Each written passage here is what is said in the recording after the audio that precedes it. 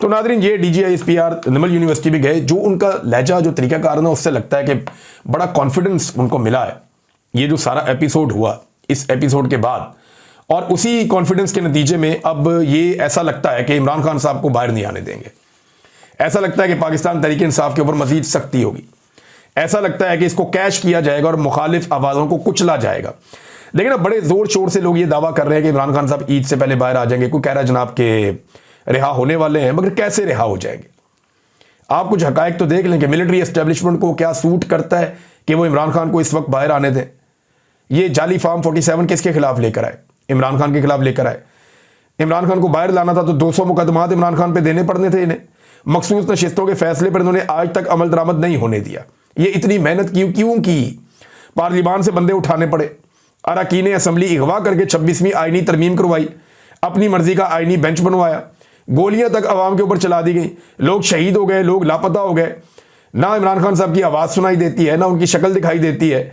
आपको लगता है कि ये इमरान खान को बाहर आने देंगे? इस माहौल में कभी बाहर नहीं आने देंगे।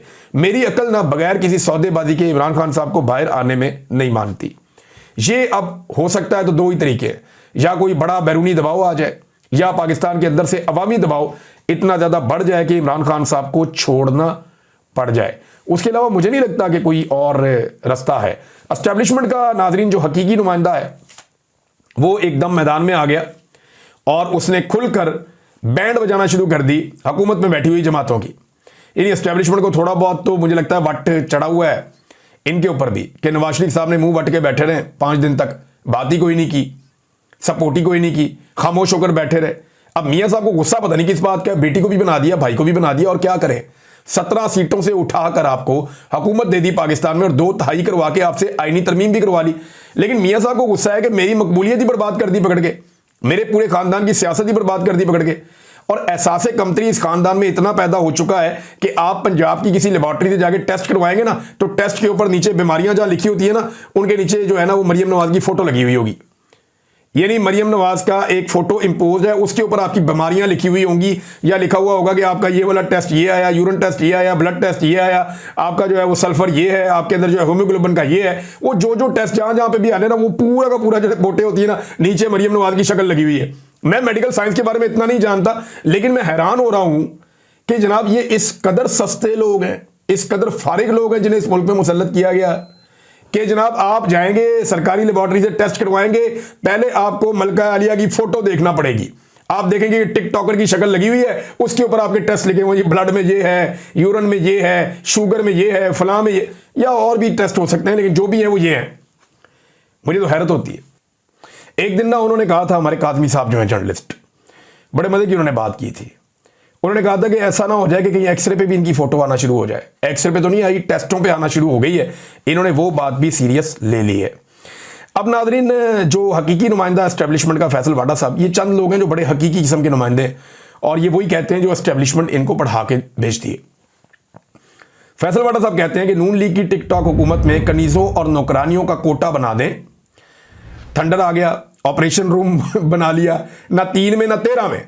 ये लोग जाहिल हैं, पढ़े लिखे नहीं हैं, इनमें सियासी शऊर नहीं है, नालायक औलाद, वालिद की मजीद शर्मिंदगी का बायस ना बने। फैसल वाडा ने नून लीग के ऊपर तनकीद की है। फिर उन्होंने कहा जी बॉलीवुड से जंग होती तो टिकटॉक हुकूमत या पंजाब हुकूमत लाजमी जीत जाती।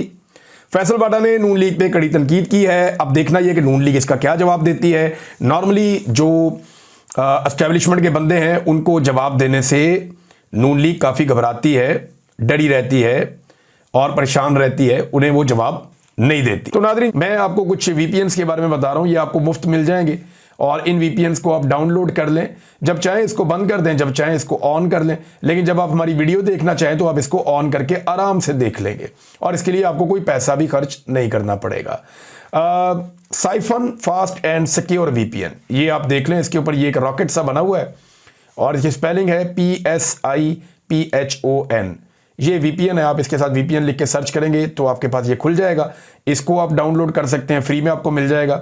फिर एक राइज अप VPN है, ये RISEUP VPN, ये आप डाउनलोड करेंगे। इसके ऊपर ये कवा बना हुआ है ब्लैक कलर का, ये भी आपको मुफ्त में मिल जाएगा, इससे आप देख सकते हैं। ये एक और है, इसके ऊपर वीडियो गेम की शक्ल बनी हुई है और ये विंडस्क्राइब WINDSCRIBE VPN, ये भी आप डाउनलोड कर सकते हैं। इनकी शक्लें आप देख भी रहे हैं स्क्रीन पे।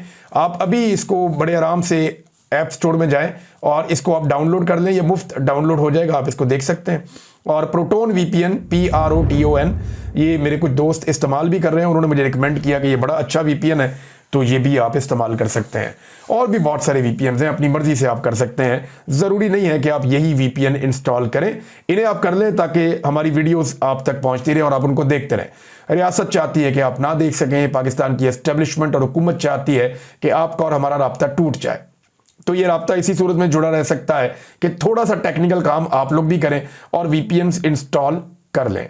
दूसरा नादरीन, जो ड्रोन हमले हुए पाकिस्तान में, उनके हवाले से अभी तक कोई भी ऑफिशियल स्टेटमेंट नहीं आया। ना वफाकी हुकूमत ने कोई स्टेटमेंट दिया, ना सूबाई हुकूमत ने कोई स्टेटमेंट दिया। एक बयान गर्दिश कर रहा था, पता नहीं है वो इस मरतबा का या पिछली मरतबा का है, लेकिन फैसल अमीन गंडापुर का बयान था जिसमें वो ये गिला कर रहे थे कि क्या पंजाब के किसी सेटल्ड एरिया के अंदर अगर ड्रोन हमला होगा तो क्या ऐसा ही रद्द अमल आएगा, क्या पश्तूनों का खून बहुत सस्ता है। ये बात जो है वो अक्सर पश्तून हमसे पूछते थे कि हमें क्यों मारा जाता है। ये जो ड्रोन हमला हुआ है ये शुमाली वज़ीरिस्तान में इलाका है मीर अली का, वहाँ एक गांव है हरमज़, वहाँ पे ये अटैक हुआ है।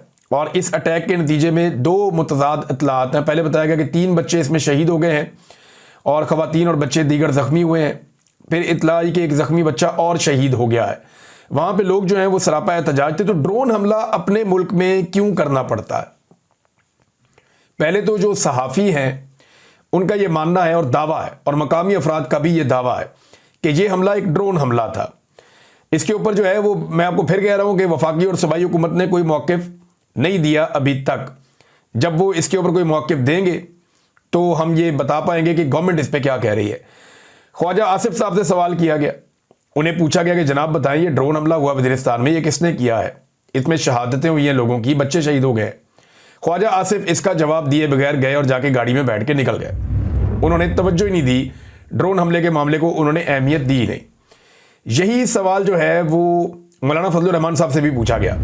फजलुर रहमान साहब से बार बार पूछा गया, वो कुछ जवाब उनका समझ नहीं आया। वो क्या कहते हुए जा रहे थे कि हुकूमत से पूछें या उनसे पूछें, वो कुछ ऐसा कहते हुए फजलुर रहमान साहब चले गए। उन्होंने भी इसके ऊपर तवज्जो नहीं दी। हालांकि ड्रोन हमले के मामले पे फजलुर रहमान साहब का एक बड़ा दबंग मौक़िफ़ हुआ करता था माजी में कि ड्रोन हमलों से दहशतगर्दी भी बढ़ती है और ड्रोन हमलों में आप मासूमों का कत्लेआम करते हैं।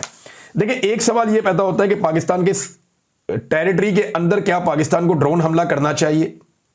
देखिए, अगर आप किसी और मुल्क के अंदर जा रहे हैं तो वहां तो आप ड्रोन को भेज सकते हैं, या किसी ऐसे इलाके में जहां पे आपकी एक्सेस नहीं है, आप वहां पहुंच ही नहीं सकते, तो आप ड्रोन भेज सकते हैं।